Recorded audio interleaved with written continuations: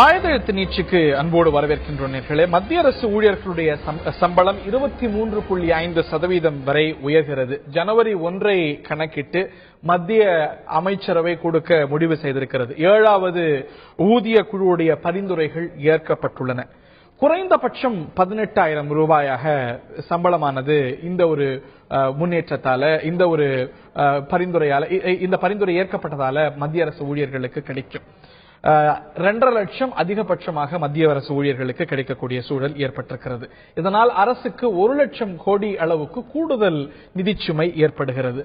ஆனால் 30% உயர வேண்டும். எங்களுடைய கோரிக்கைகள் முழுமையாக ஏற்கப்படவில்லை. குறைந்தபட்ச ஊதியம் 26,000 ரூபாயாவது இருக்க வேண்டும். 70 ஆண்டுகள்ல இல்லாத அளவுக்கு மிக குறைவாக இந்த ஒரு ஊதிய உயர்வானது செய்யப்பட்டிருக்கிறது என்று மத்திய அரசு ஊழியர் சங்கங்கள் பல போர்க்கொடி தூக்கியிருக்கின்றார்கள். ஆர்ப்பாட்டத்துக்கான அழைப்பையும் விடுத்திருக்கிறார்கள். ஜூலை 11 முதல் போராட்டம் நடக்கும். இதற்கு மோடி அரசுதான் பொறுப்பு, எங்களுடைய கோரிக்கையை ஏற்காத மோடி அரசுதான் பொறுப்பு என்றும் கூறியிருக்கிறார்கள். இது பல கேள்விகளை எழுப்பியிருக்கிறது. இந்த கோரிக்கை நியாயமானதா? இதுல இந்த முறைகள்ல இருக்கக்கூடிய தொடர் கேள்விகள் எல்லாம் நமக்கு எழுகின்றன. ஊழியர்கள் ஊதிய உயர்வு அவசியமா அதீதமா என்ற கேள்விகள் எல்லாமும் எழுந்திருக்கிறது. மிக குறைவா என்ற கேள்வியும் அவர்கள் எழுப்புகிறார்கள். மத்திய அரசு ஊழியர் சங்கத்தின் சார்பில் திரு ராமூர்த்தி அவர்கள் இந்த நிகழ்ச்சியில் இணைகிறார். மற்றும் நம்முடைய திரு ஆசீர்வாதம் ஆச்சாரி டெல்லியிலிருந்து இணைந்திருக்கிறார், பாரதிய ஜனதாவுடைய பிரமுகர். நான் திரு ராமமூர்த்தி அவர்கள்ட்ட தான் கேட்கணும்னு நினைக்கிறேன். அரசுக்கு 1 லட்சம் கோடி அளவுக்கு கூடுதல் சுமை, நமது ஜிடிபியில 0.7% இது விளைவை ஏற்படுத்தி இருக்கிறது. அதிகபட்சம் 2.5 லட்சம் கிடைக்கக்கூடிய வாய்ப்பு ஏற்பட்டிருக்கிறது. குறைந்தபட்சம் 18,000 ரூபாய். இந்த அதிகபட்சம் கணக்கு எடுத்துக்கிட்டீங்கன்னா நாடாளுமன்ற உறுப்பினர்கள், அமைச்சர்கள், அதற்கு மேல இருக்கக்கூடிய பொறுப்புகள்ல இருக்கிறவங்க, இவங்கெல்லாம் வாங்கக்கூடிய சம்பளத்தை விட அதிகம். இதை வந்து குறைவா இல்லை, உங்களுக்கு அதிருப்தி இருக்கலாம், கோரிக்கை வைக்கலாம், ஆனா இதற்காக போராட்டம் வெடிக்கும், காலவரையின்றி இருக்கும். அப்படிங்கும் போது இது ஒரு ஓவர் ரியாக்ஷனாக, ஒரு அதீதமாக பொதுமக்கள்ல பலர் பார்ப்பதை நீங்க உணரலையா? முதல்ல தந்தி டிவி நேயர்களுக்கு என்னுடைய வணக்கம். நீங்க சொன்ன விஷயம் 2 அடிப்படையான விஷயங்கள். ஒன்று, அதிகபட்சமாக ஊதியம் மத்திய அரசுகளுக்கு கொடுக்கப்பட்டிருக்கிறது அப்படிங்கிறது ஒன்று. இன்னொன்று, 1,02,000 கோடி என்பது மத்திய அரசுக்கு அதிகபட்ச செலவினம். இன்றைக்கு இந்த 7வது ஊதிய குழுவுடைய பரிந்துரைகளை அமல்படுத்துவதால் ஏற்படுகிறது அதிக நிதிச்சுமை. இதனால பொருளாதார ரீதியாக மிகப்பெரிய பாதிப்பு ஏற்படும் அப்படின்னு சொல்றீங்க. இந்த 2 விஷயத்தையுமே நான் மறுக்கிறேன். ஏன்னா முதல்ல மத்திய அரசுக்கு செலவினம் 1,02,000 கோடி என்கிறது அவங்களுடைய கணக்கீட்டின்படி உண்மையா இருந்தா கூட வரவு என்ன அப்படிங்கறத பத்தி அவங்க சொல்லவே இல்லை. மறைமுகமாக மத்திய அரசு சில விஷயங்களை பெறுகிறது. டேக் ஹோம் பே, நாங்கள் வீட்டுக்கு எடுத்துச் செல்லக்கூடிய சம்பளம் என்பது இந்த 7வது ஊதிய குழு பரிந்துரை அமல்படுத்திய பின்னாலே குறைந்து விடும் என்பதுதான் எங்களுடைய குற்றச்சாட்டு. ஏன்னா குறைந்தபட்ச ஊதியம் அப்படின்னாக்க இன்னைக்கு 125% இன்னைக்கு அகவிலைப்படி என்பது ஏற்கனவே நாங்கள் பெற்று வருகிறோம். இந்த 7வது ஊதிய குழு அமல்படுத்தப்படவில்லை என்றாலும் கூட எங்களுக்கு 17,750 ரூபாய் அடிமட்ட ஊழியருக்கு 18,000 ரூபாயா உயருது. அப்ப 2,250 ரூபாய் தான் உயர்கிறது. உயரக்கூடிய தொகை என்பது 2,250. ஆனால் அவர்கள் பெறக்கூடிய தொகை ஏற்கனவே குரூப் இன்சூரன்ஸ் என்பது எங்களுக்கு உள்ள ஒரு நடைமுறை. தொடர்ந்து அகவிலைப்படியெல்லாம் வரதான போகுது. குரூப் நான் சொல்லிடுறேன், அந்த 3 விஷயத்தை சொல்லிட்டு அகவிலைப்படி விஷயத்துக்கு நான் வரேன். ஏற்கனவே குரூப் இன்சூரன்ஸ் எங்கள்கிட்ட இருக்குது. அதுக்கு 50 ரூபாய் தான் நாங்கள் பிரீமியம் தொகை கட்டுறோம். இப்ப குரூப் இன்சூரன்ஸ் தொகையை நாங்கள் கேட்காமலே 1,500 ரூபாய் பிரீமியம் தொகையாக உயர்த்தி விட்டார்கள். 1,500 ரூபாய் பிரீமியம் தொகை வரனால உங்களுக்கு இன்சூரன்ஸ் அதிகம் தானே கிடைக்கும் சொல்லுவீங்க. ஆனால் எப்போதும் ஒரு அரசு ஊழியர் பணியில் இறந்து போனால் தான் அதிக தொகை கிடைக்கும்.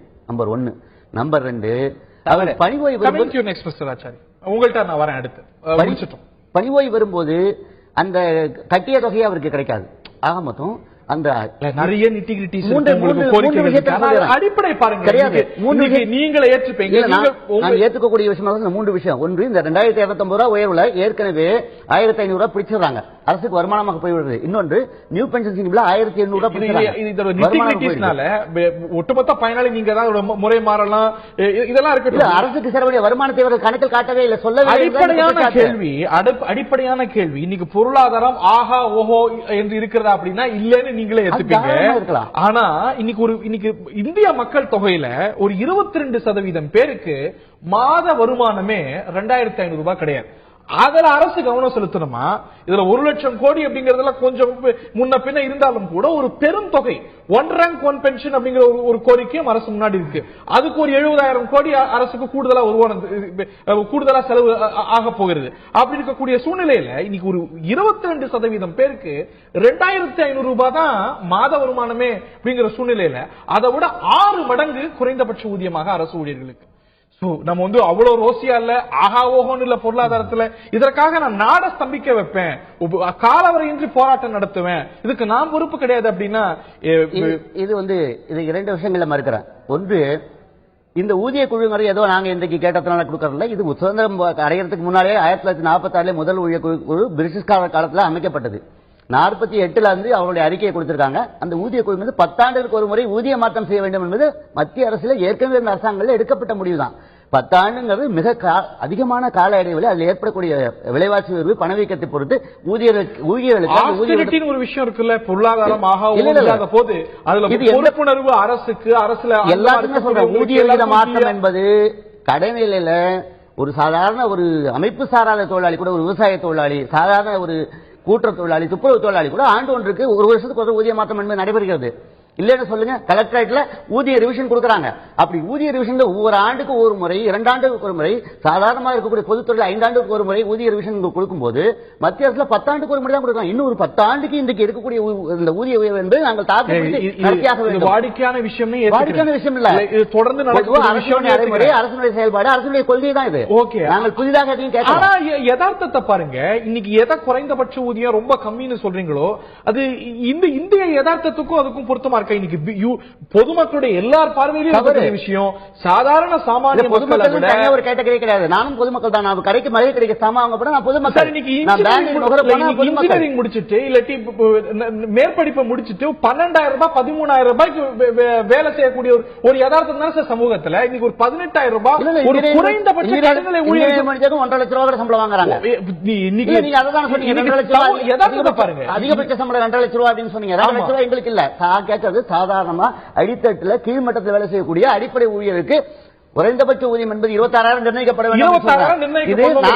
18,000 அரசு இப்ப கொடுத்திருக்கு. பாருங்க, இன்னைக்கு இன்ஜினியரிங் படிச்சு அவங்களை விட பெட்டர் குவாலிஃபைட் பீப்புள் 12,000 ரூபாய் 13,000 ரூபாய்க்கு வேலை செய்ய வேண்டிய சமூகம் நாங்க கொடுக்கறது இல்லைங்க. ஆக்சுவலா என்னன்னா இதுக்கு ஒரு ஃபார்முலா இருக்கு. 7வது ஊதிய குழு ஏகே மாத்தூருடைய அறிக்கை.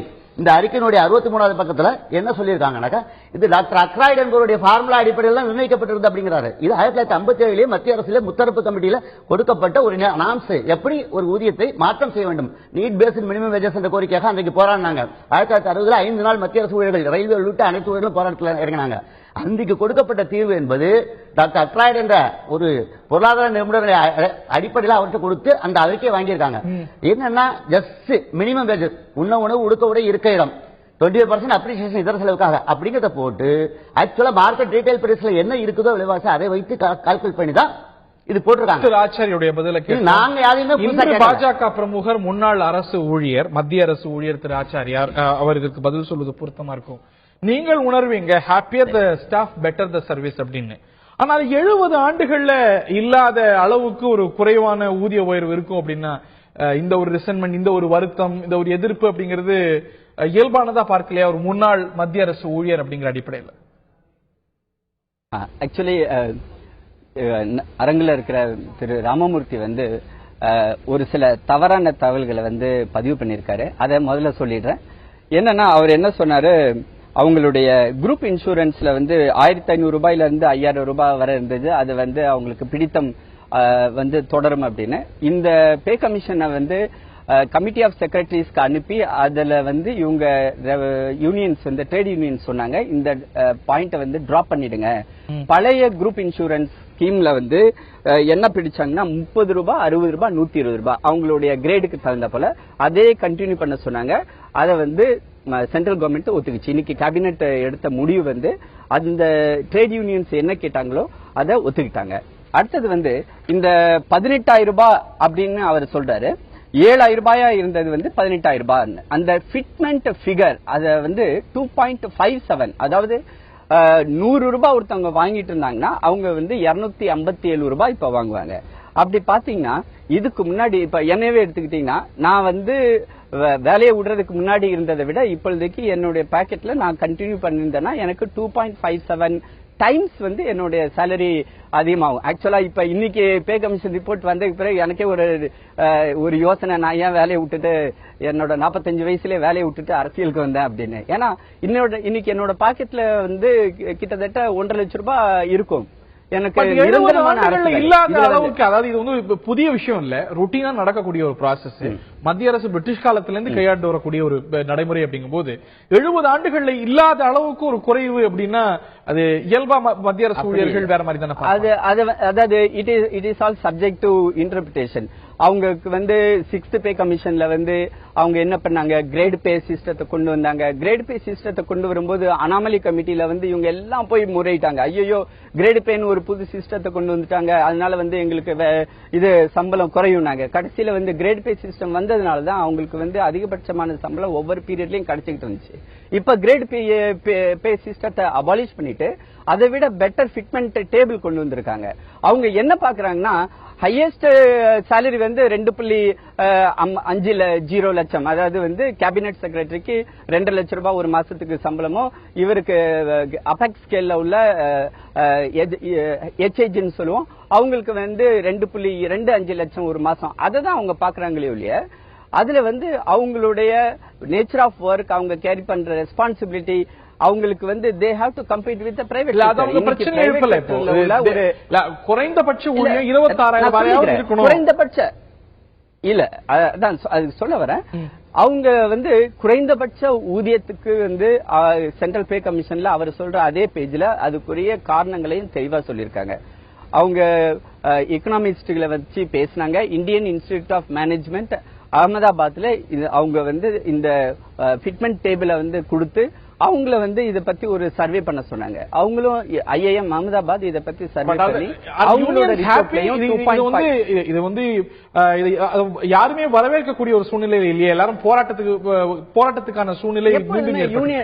யூனியன்களுக்கு யூனியனுடைய வேலையே வந்து தங்களுக்கு வந்து போராட்டம் பண்ணணும், அதிகமான சம்பளம் வேணும். ஆனா அதே ட்ரேட் யூனியனிஸ்ட் லீடர்ஸ் என்ன பண்ணிட்டு இருக்காங்க, அவங்களுக்கு கிடைச்ச ஒரு ட்ரேட் யூனியன் கிடைச்ச 6வது பே கமிஷன்ல இந்த அளவுக்கான ரிசன்மென்ட் எழலையே, இந்த அளவுக்கு எதிர்ப்பு எழலையே.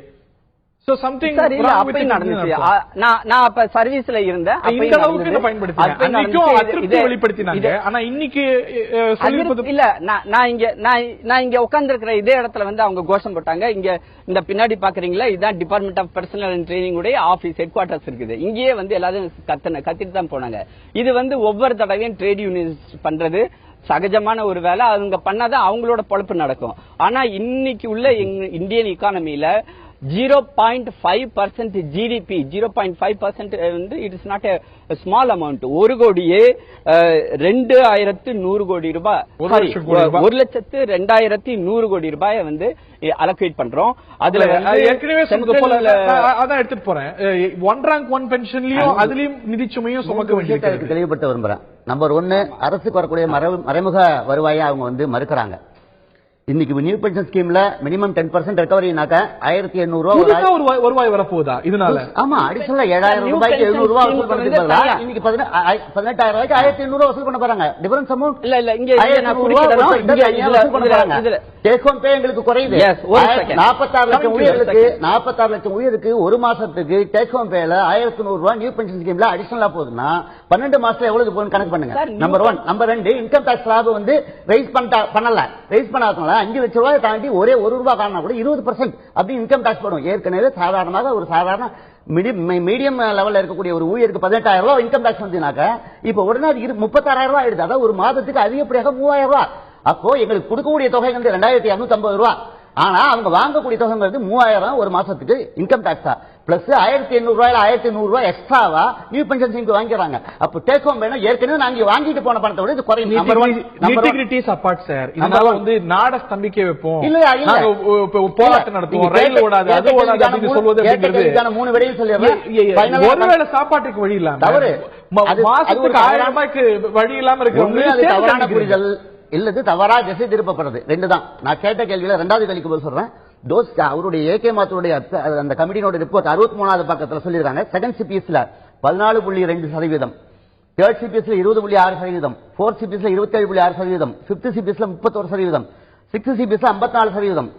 திரும்ப 60 வருஷம் கழிச்சு 7வது சிபிஎஸ்ல 14.27%. அப்ப 60 வருஷத்துக்கு பின்னால நாங்க போயிட்டோம் அப்படிங்கிறது நம்பர் 1. நம்பர் 2, இதுக்கான ஃபார்முலா ட்ரீட்மெண்ட் ஃபார்முலா கொடுத்துருக்காங்க. ஃபார்முலா இருக்கட்டும் சார், 1000 ஃபார்முலா இருக்கட்டும் sir. Are you better off from thousands lakhs and crores of Indian people? எந்த ஒரு தொழிலாளிக்குமே அவர்கள் எந்த தொழிலாளியா இருந்தாலும் சொல்றோம், அவர்கள் சாதாரண அடித்தட்டில் வேலை செய்யக்கூடிய துப்புரவு தொழிலாளியா இருந்தாலும் சரி, விவசாய தொழிலாளியா இருந்தாலும் சரி, அமைப்பு சார்ந்த தொழிலாளியா இருந்தாலும் சரி, பொதுத்துறை தொழிலாளி இருந்தாலும் சரி, அரசு தொழில் அவங்களுக்கு ஊதியம் எப்படி ஃபிட் பண்றதுன்னு அரசாங்கம் ஏற்கனவே கொள்கை வகுத்திருக்கு. எதையுமே கேட்கல. இன்னைக்கு அரசு சேவைகளை பொறுத்த வரைக்கும் இன்னைக்கு பலருக்கு பல கருத்துக்கள் இருக்கு.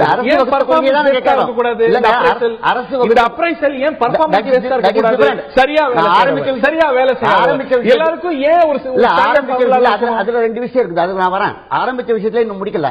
ஆக்சுவலா நான் இதுல விலைவாசி குறியீட்டு அடிப்படையா ரீட்டைல் பிரைஸ் என்ன அப்படிங்கறத அவருடைய ஃபார்முலா இருக்கும். இங்க பாருங்க 17/2015 இருக்கக்கூடிய உங்களோட கன்சர்ன்ஸ் எல்லாம் நீங்க பல இடத்துல வெளிப்படுத்திருக்கீங்க, உங்களோட போராட்டத்துல வெளிப்படுத்த போறீங்க. எனக்கு இருக்கக்கூடிய கேள்வி, நீங்க அரசோட தொடர்ந்து பேசுவாங்க போறீங்க. ஏன் இந்த ஒரு ஃபிக்ஸட் ஃபார்முலா கடைபிடிக்கவில்லை? இங்க பாருங்க, பல நாடுகள் இல்ல ரெண்டு விஷயத்தை சொல்லிடுறேன்.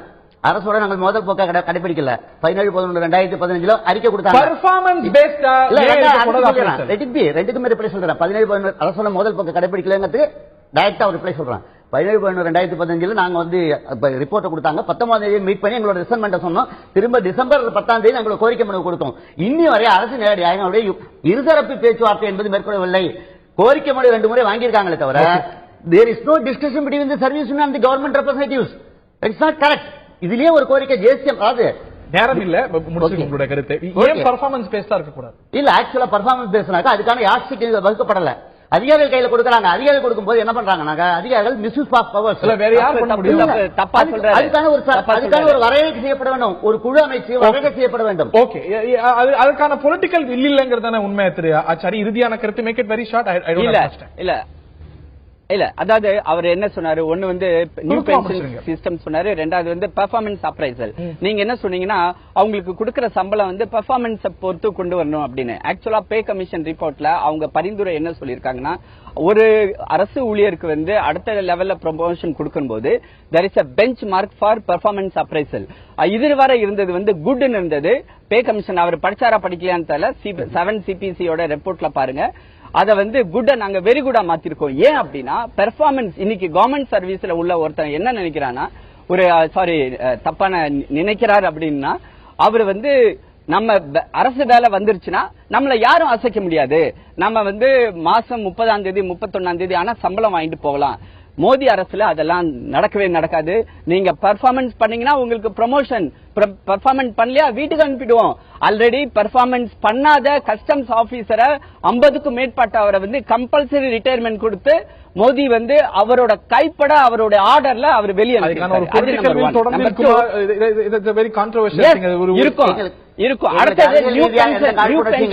மத்திய அரசு தான் எங்களுக்கு இன்னும் நிறைய கோரிக்கைகள் இருக்கிறது. மத்திய அரசு தான் எங்களுக்கு புதிய மாற்றப்பட்டு பழைய பென்ஷன் திட்டம் தொடர வேண்டும் உள்ளிட்ட பல கோரிக்கைகள் இருக்கின்றன. 70 ஆண்டுகளுக்கு நேரம் இல்லை. இன்னொரு வாரத்தில் இல்ல நான் ஒரே ஒரு பாயிண்ட் சொல்லிடுறேன். நியூ பென்ஷன் சிஸ்டத்துக்கு இவங்க ட்ரேட் யூனியன்ஸ் ஒத்துக்கல அப்படின்ற காரணத்துக்காக அதுக்காக ஒரு கமிட்டி இன்னைக்கு அதுக்குரிய ஆர்டர்ஸ் இஷ்யூ பண்ணிருக்காங்க கேபினெட். அடுத்தது இன்னொன்னு அனாமலி கமிட்டி இன்னும் நிறைய நெட்டிகிரிட்டிஸ் இருக்கு. இரண்டு தரப்புக்குமே பதில் சொல்றதுக்கு நிறைய விஷயம் இருக்கிறது. இதுல அரசுடைய நிதி பற்றாக்குறை, இது இயல்பா அடுத்த கட்டத்துல மாநில அரசு ஊழியர்களும் இதன் அடிப்படையில் கேட்கக்கூடும். தமிழ்நாட்டில் ஏற்கனவே பார்க்கிறோம், இந்தியாவில் நிதி பற்றாக்குறை அதிகம் இருக்கக்கூடிய மாநிலத்தில் தமிழ்நாடு முன்னணியில் இருக்கிறது. இதுவும் சேர்த்தே பார்க்கப்பட வேண்டிய விஷயமாக இருக்கிறது. ஆனால் 70 ஆண்டு காலத்தில் இல்லாத அளவுக்கு குறைவாக இருக்கிறது. இது எங்களுக்கு செய்திருக்கக்கூடிய அநீதி அரசு ஊழியர்கள் கருது. இதுதான் இப்பொழுது செய்ய முடியும். This is the best possible solution என்று அரசு சொல்கிறது. இந்த ஒரு போராட்டம் என்பது நீடிக்க போகிறதா, வெடிக்க போகிறதா, ஒரு காம்ப்ரமைஸ் வரப்போகிறதா, பொறுத்திருந்து பார்ப்போம். இந்த நிகழ்ச்சியில பங்குகொண்ட விருந்தினர்கள் இருவருக்கும் பார்த்தினர்களுக்கும் நன்றி.